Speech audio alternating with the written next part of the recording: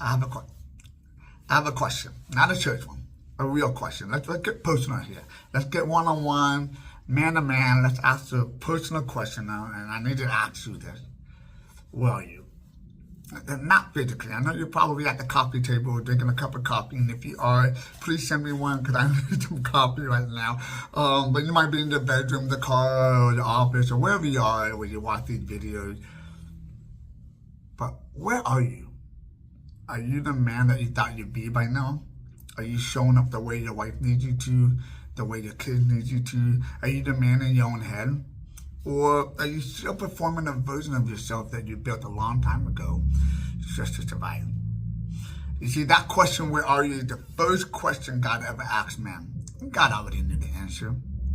In Genesis chapter 3, you know the story of Adam and Eve. They're walking through the garden and they're eating the fruit and everything has changed. And God comes walking through the garden and he calls out, "Where are you?" And now here's the thing most people miss. God not asking because he doesn't know. God knows everything. He's asking because he wants the man to answer. He wants Adam to locate himself. And Adam's answer? He was hiding, covered in fig leaves, in the dark, shame. And God asked the question that I need every man watching this video to hear. Please listen. Who told you that you were naked? Who told you that? Not what did you do? Or how could you? Or now let me explain the consequences. Who told you that you were naked?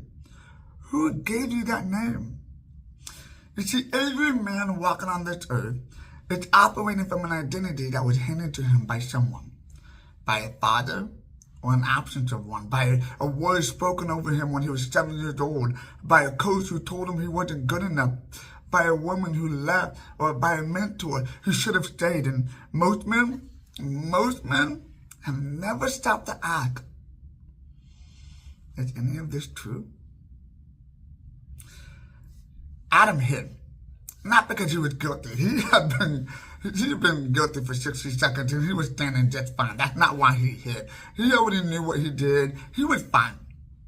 He hid because for the very first time in his life, he saw himself through a lens that wasn't God. Someone else had named him, and that name felt true. That is the primal identity crisis, and it has never stopped repeating. And I need to ask you the same thing that God had asked Adam. Who told you that you were naked? Who told you that you were too much or not enough? Who told you that you were the problem? Or that the reason the family the way it is because you're broken and it can't be fixed? Who told you that? This is the truth. Here's what God says about what you really are. In Genesis 1:26, God said, "Let us make men in our image." The Hebrew word in there is TSELEM, T-S-E-L-E-M. And the ancient word in Egypt, Testament was the statue a king would plant and conquer territory and say, "My rule is here, I am present even when I'm absent." You see, God didn't make you in his image as a spiritual metaphor. He made you as his imperial marker, his representative on contested ground. This is your identity. Not what your father said, not what your culture said, not what your worst day said. And then Romans 8:15 guides you to the specific Greek word, HUIOTHESIA, adoption as son. This is one of my favorite Greek words. Full Roman legal adoption. In Roman law, when the son was adopted, every single debt he was carried before adoption, gone. Did you hear that? Everything that you had before you were adopted by God himself, gone. Every debt, gone. Legally canceled as it never existed. And he received full inheritance rights, identical to the biological son. No distinction. The old father, gone. Zero legal claim. You hear that? That voice that named you, the absence, the room, the failure, that lie that got inside of you when you were young and hadn't stopped talking to you since, has no legal claim on you anymore. You have been adopted by the Father of the universe, full standing, full inheritance, no condition. The question is not whether it's true. The question is whether you're going to live from it. So here's your work this week. I want you to get a piece of paper, and I want you to write down every name that you've been carrying, every lie that got handed to you by a person, by silence, by something that happened to you when you were too young to understand what it meant. Even if you told yourself that lie, write it down. And then right next to it, write, is it true or a lie? You already know this. But I need you to be ruthless. This is called Unfiltered Warrior. You gotta be unfiltered here. Don't baby step.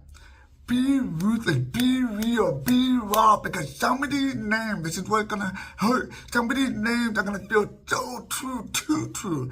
Not because they are, but because of that familiar pain that feels safer than unfamiliar freedom.